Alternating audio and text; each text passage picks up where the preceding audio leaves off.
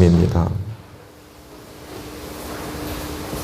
시편 127편 1절로 마지막 절입니다.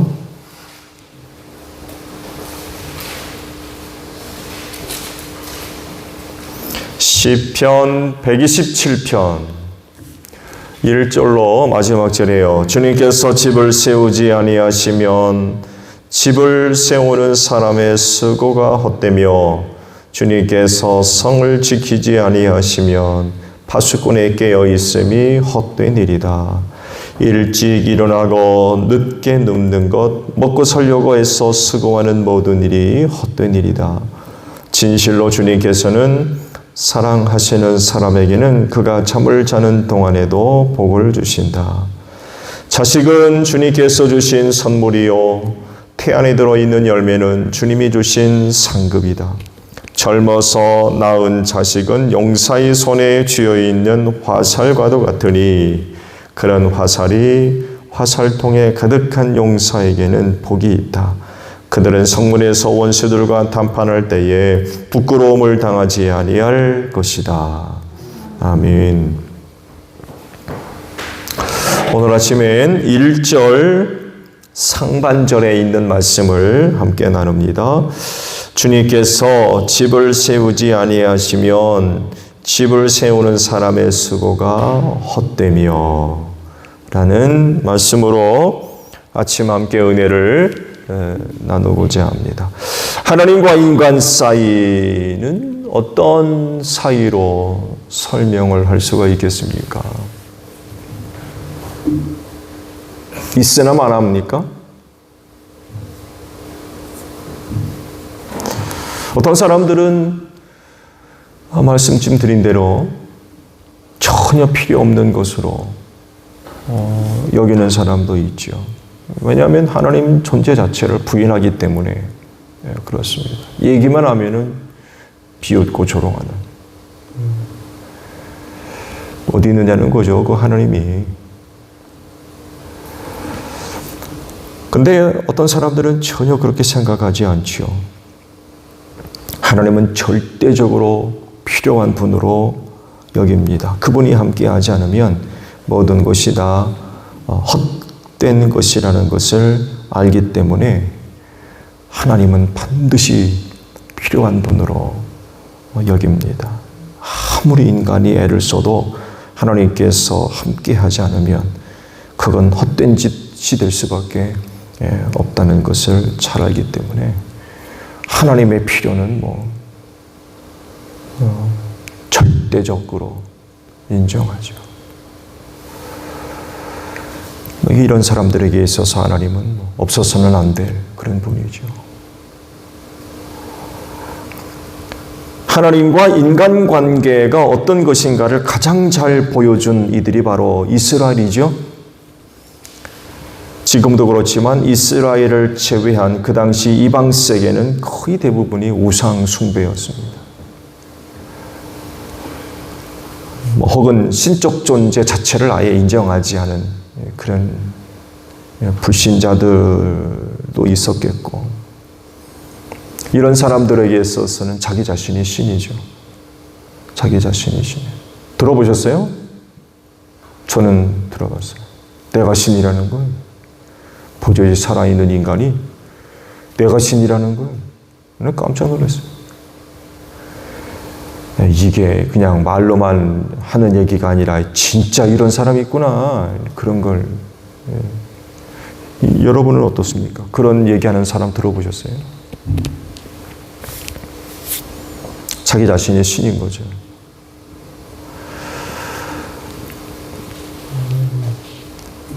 그런데 하나님은 이런 세상을 구원하시려고 이스라엘을 선택하셔서 그들로 하여금 하나님을 섬기게 하셨죠. 하나님이 누구인가를 그들에게 나타내신 거죠. 계시하셨어요. 이스라엘을 통하여서 하나님이 누구이며 어떤 존재인지를 세상에 드러내신 거죠. 그래서 구원받을 사람이라고 하면은 이스라엘을 보고 하나님 섬기는 사람들이 되어야 되겠죠.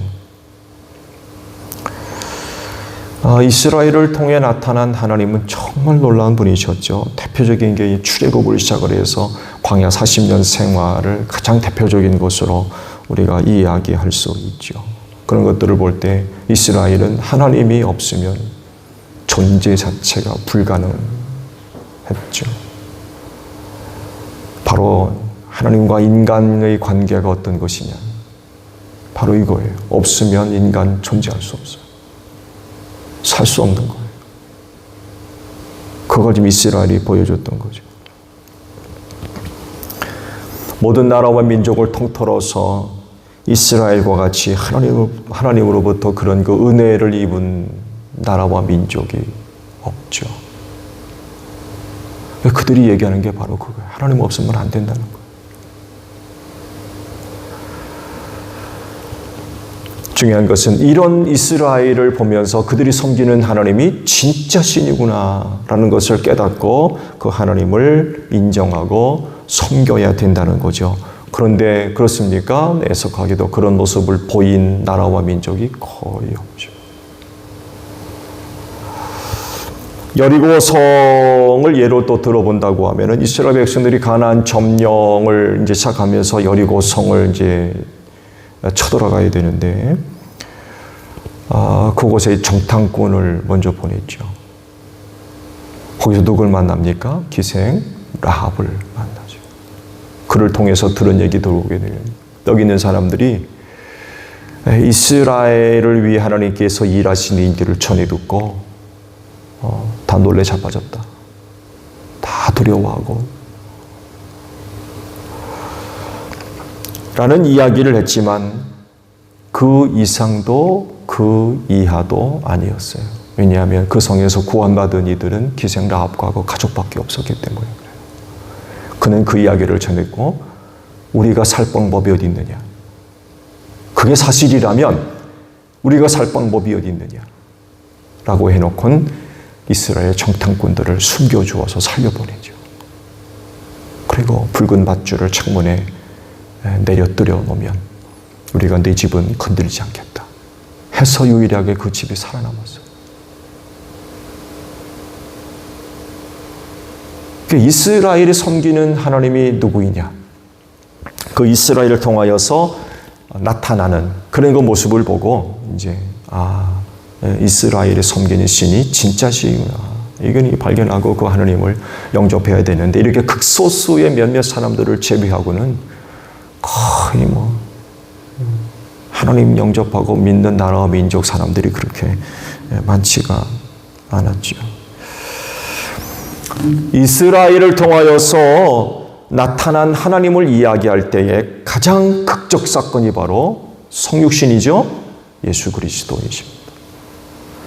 하나님께서 사람에 머무리고 이 세상에 나타나실 때 유대인으로 오셨어요. 왜냐하면 구원이 유대인에게서 나기 때문에 그렇습니다.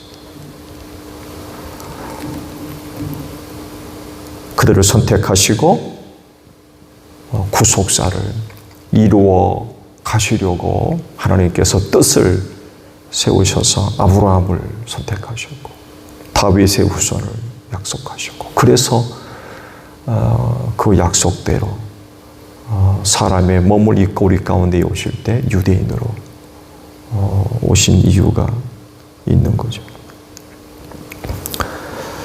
그래서 그 예수를 보고 믿는 자들이 되어져야 되는데 그러나 그럼에도 불구하고 지금도 여전히 많은 사람들이 하나님을 섬기지 않고 있죠. 그 당시 사람들도 그 예수를 보고 하나님을 믿어야 되는데 그 당시 사람들도 그게 안 됐잖아요. 참 안타까운 일이죠. 여전히 어떤 사람들은 우상을 섬기고 있고 어떤 사람들은 스스로 신이 되어서 자기가 자기를 섬기는 이런 그 생활들을 하고 있죠. 이런 사람들에게 하나님에 관한 이야기는 비웃음거리나 조롱거리가 될 수밖에 없죠. 왜냐? 전혀 인정하지 않기 때문에 그렇습니다. 결국 이런 사람들이 보여주는 특징은 이겁니다. 자기가 갖고 있는 재주와 능력과 힘과 방법과 수단과 지식과 정보와 경험 등을 통하여서 자기가 세운 계획과 뜻을 이루려고 합니다.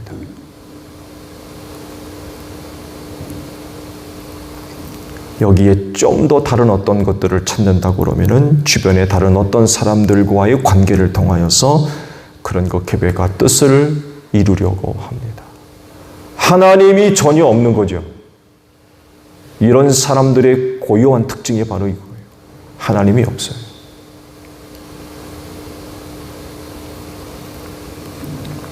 근데 안 되는 거죠. 철저하게 인간이 갖고 있는 모든 것들을 다 동원해서 계획을 세우고 완벽하게 준비를 하고 졸업의 기회와 타임을 잡아가지고 한다 할지라도 안 돼요.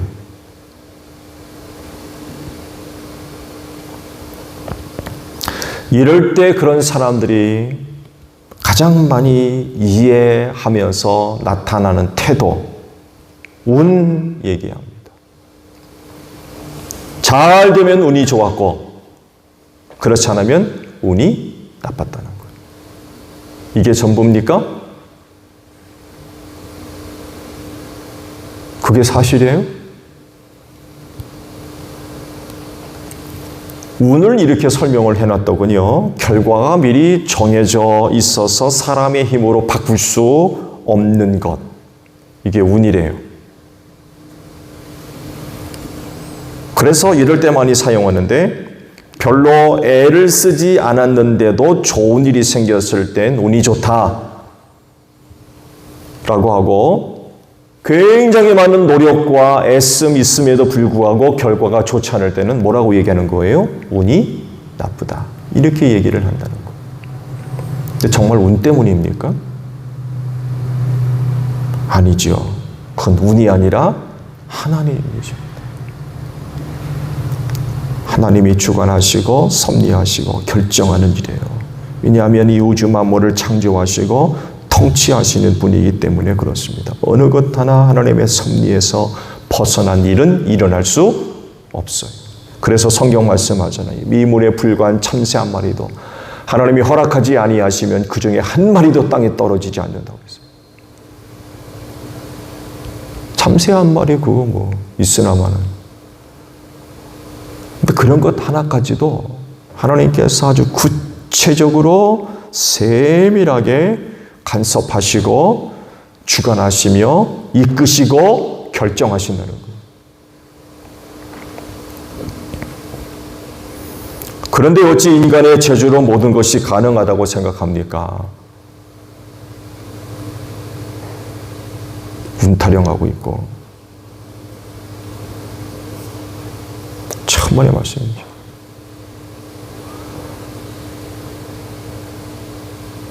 앞서 말씀을 드린 대로 하나님과 인간의 관계, 있어도 그만 없어도 그만 그런 관계가 아니라 없으면 안 되는 너무나도 중요한 분이 바로 하나님이시라는 것. 오늘 주신 말씀을 보면 주님이 집을 세우지 아니하시면 집 짓는 자의 수고가 헛되다라고 하셨어요. 집만입니까? 성도 마찬가지죠. 하나님께서 성을 지켜주지 아니하시면 파수꾼에 깨어 있음도 헛되다. 아무리 파수꾼이 밤새 깨어 있어도 하나님의 성 지켜주지 아니하시면 말짱하구나. 먹고 살기 위해서 땀 흘리는 수고 마찬가지라는 거예요. 하나님이 함께하지 않으시면 다 헛될 수밖에 없다라는 그런 그 사실입니다. 결국 하나님이 도와주셔야 돼요. 하나님이 허락해 주셔야 돼요. 그래야 우리는 소유할 수가 있어요. 지켜주시고 보호해 주시고 모든 것에 항상 함께하지 않으시면 헛될 수밖에 없다는 거예요. 그렇기 때문에 무엇보다도 먼저 우리 하나님의 존재를 인정해야 될 것 같아요.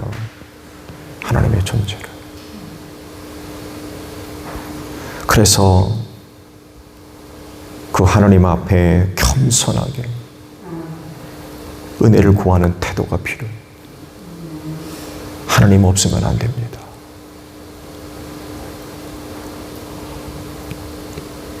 오늘 내가 하나님의 영광을 위해서 여러 가지 계획들, 뜻을 세우셨을 때 하나님 도와주셔야 되겠습니다. 내가 아무리 완벽하게 준비를 하고 계획을 세워도 하나님이 도와주지 않으시면 아무것도 아닙니다. 하나님 도와주세요. 왜? 그분은 살아계신 걸 아니까. 또 그런 분이 도와주지 않으시면 헛되다는 거예요. 그런 하나님을 인정하고 그런 하나님 앞에 겸손하게 나아가 엎드려 은혜를 구하는 그런 그 태도들이 필요하다는 거죠. 그리고 한 걸음 더 나아가서 어떤 결과에 대해서 받아들이고 인정하고 하나님께 감사드리는 이런 그 태도들도 뒤따라야 되겠죠.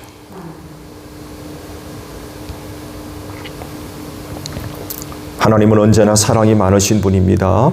그래서 택하신 이들을 정말 많이 사랑하십니다. 그 사랑으로 그들을 구원하려 하시기 때문에 그렇습니다.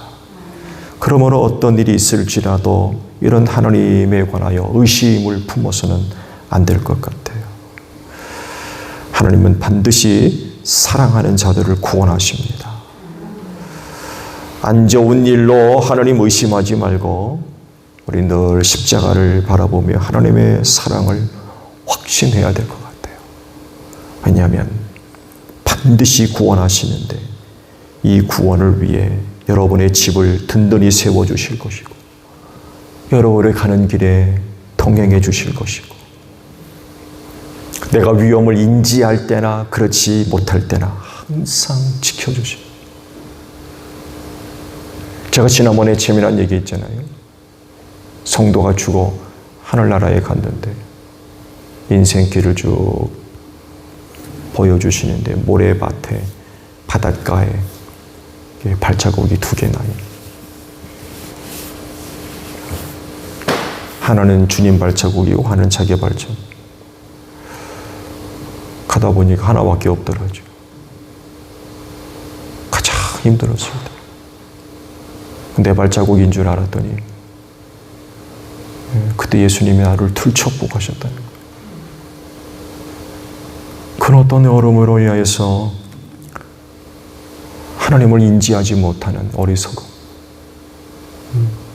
그때 하나님이 나를 버리신 줄 알았고 나 혼자 가는 줄 알았고 그랬는데 그때도 버리지 않고 떠나지 아니하시고 늘 곁에 계셔서 흔들리지 아니하도록 붙잡아 주시고 넘어지지 아니하도록 이끌어 주시고 딴 길 가지 아니하도록 그런 그 은혜들이 있다는 거죠.